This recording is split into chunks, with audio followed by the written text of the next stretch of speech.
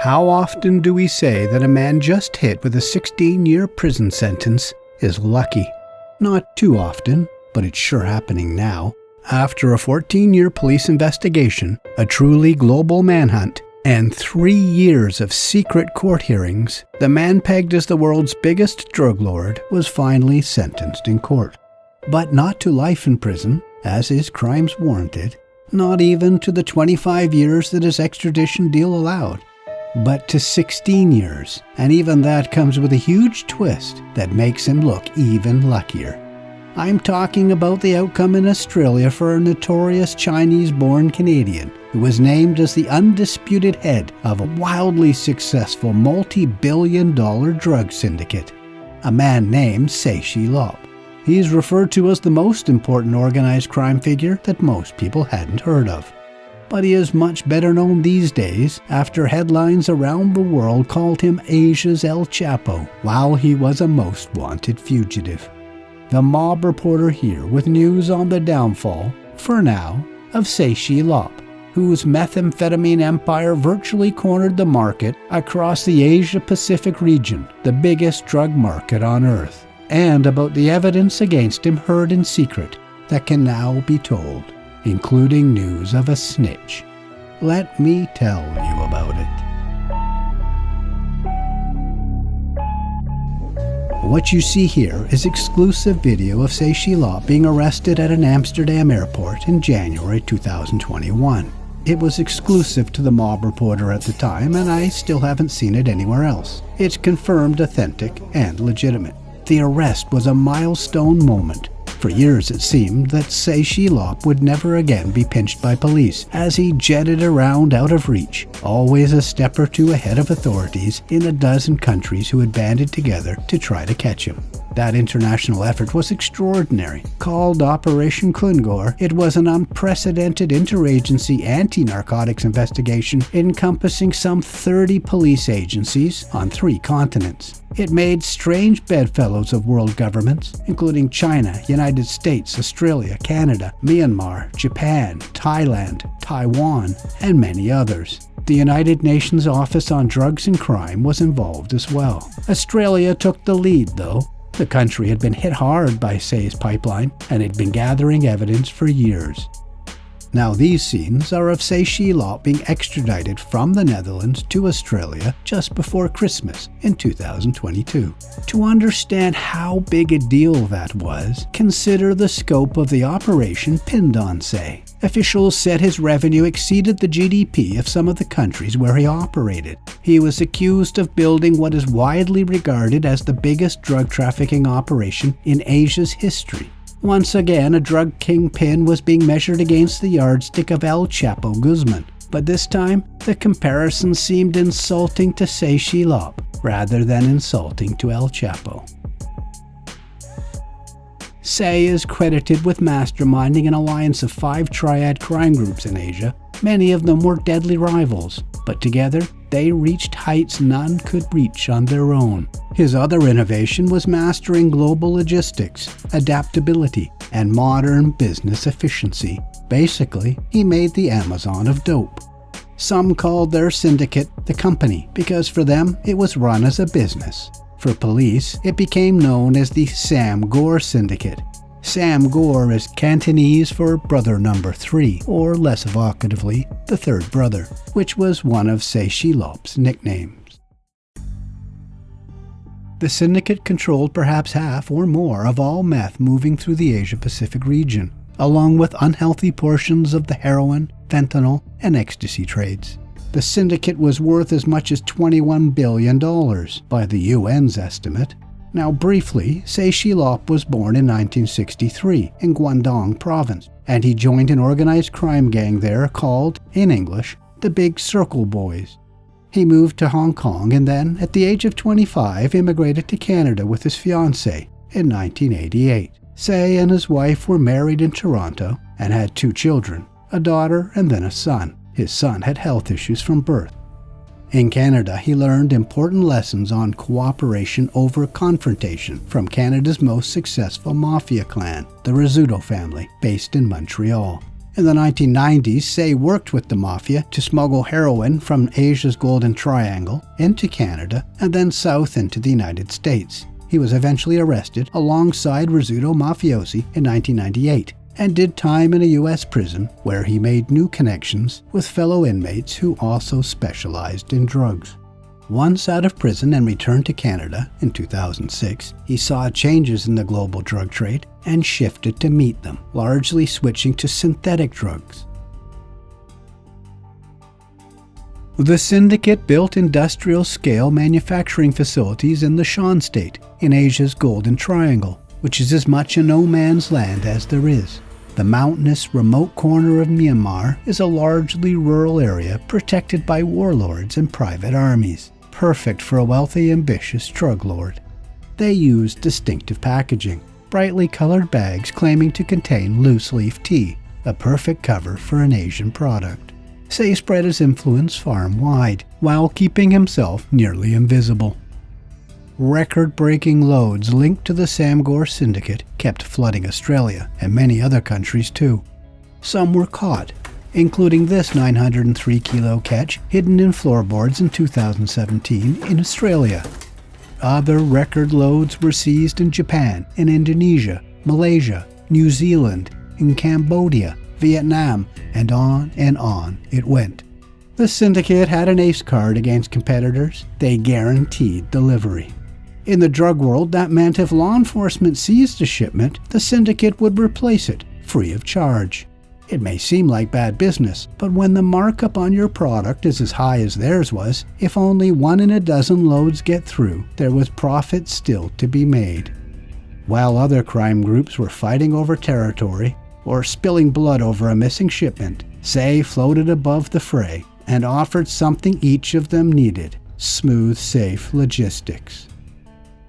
But nothing lasts forever. It was Australia's request for an Interpol Red Notice seeking the arrest of Tse Chi Lop that triggered his detention in Amsterdam.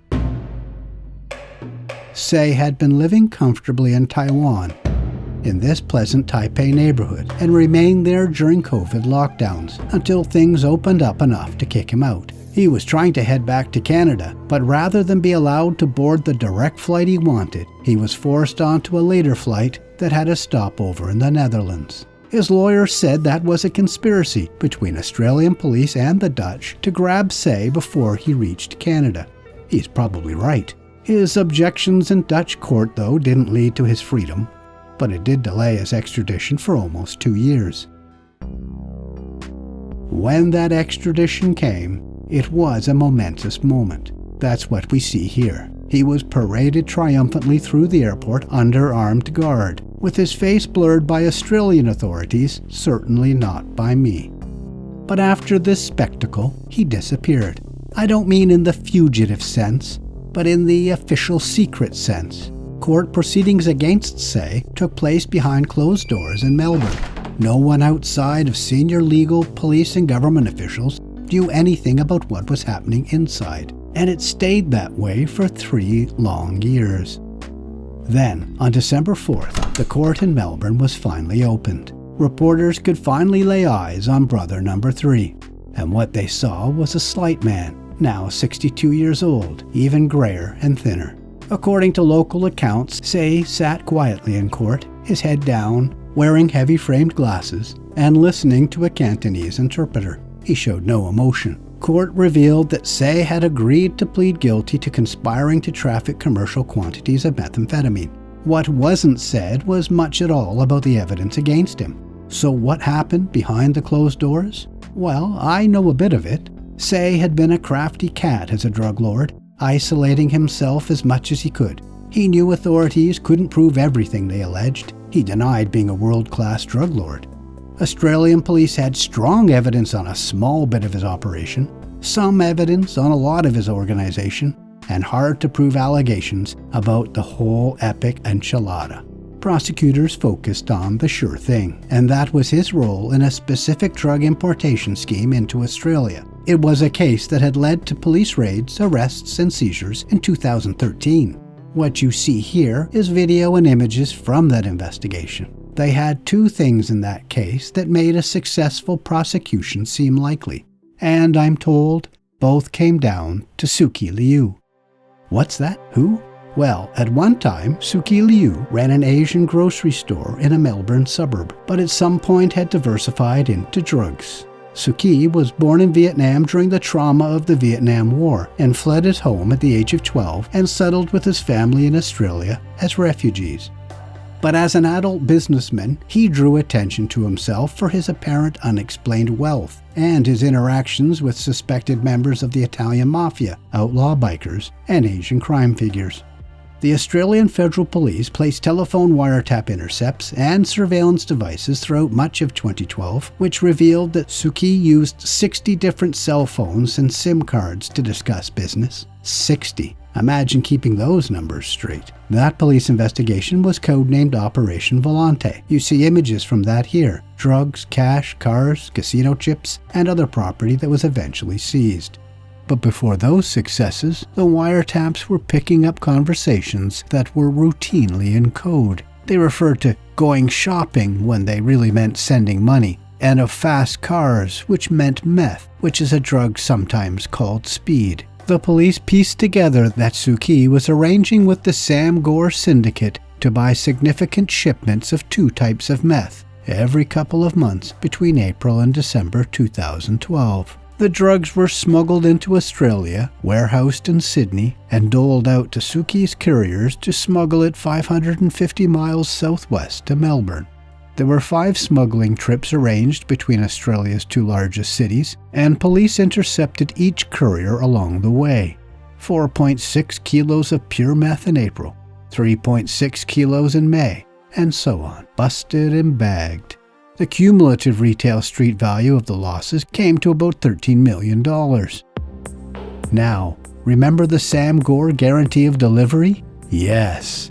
Tse Chi reported back to Hong Kong and claimed against Tse's organization, and that's the kind of repeated loss that gets a boss's attention. On wiretaps, police captured conversations between Tse Chi and the Sam Gore Syndicate, and they found the bigwig in Melbourne sounded cautious and deferential when he spoke. On those wiretaps, police captured the rare voice of Tse Chi Lop. Tse was linked to the movement of drugs into Australia and the movement of money out to Hong Kong using Australian casinos. Tse Chi eventually pleaded guilty to charges of trafficking and conspiracy to import a commercial quantity of drugs. In 2015, he was sentenced to 25 years in prison. And when it came to putting Tse on trial, they returned to Operation Volante and the evidence it gleaned to build the case against the alleged international kingpin. There was, of course, the wiretap with Tse on it, but there was also a snitch. I'm told it was Tse Chi Lop. That would make sense. He was never happy with his long sentence. But whatever the evidence, Tse was convinced he couldn't beat it, and that led to the plea negotiation.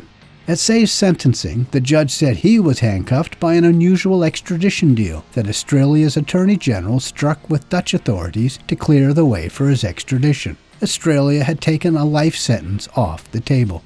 The judge called Tse's business pure evil. He said that Tse's remorse seemed more about the impact of it all on him, not on the damage he caused others and to the community. Now, if Tse had shown emotion, it might have been one of relief. He surely realized how lucky he was. After all the headlines, all the jubilation over his capture, despite the size of the operation pinned on him around the world, Tse wasn't sentenced to life in prison. Not even, really, to the 16 years. Here's what happened. The judge deducted time served since his arrest from the tally. That's 698 days from his arrest to his extradition, and another 1,077 days from his extradition until his sentencing. That subtracts 4 years and 10 months from the sentence. What's more, the judge said Tse could apply for parole after 10 years. So that means, if he is lucky again, he could be on a plane back to Canada in October 2030, where he would land as a free man. Please tap the thanks button to leave me a tip for my no robot content, and give this video a like and leave a comment. That helps juice the algorithm which helps me a lot. And please make sure you're subscribed to the Mob Reporter with notifications set to all. Thanks for watching to the end.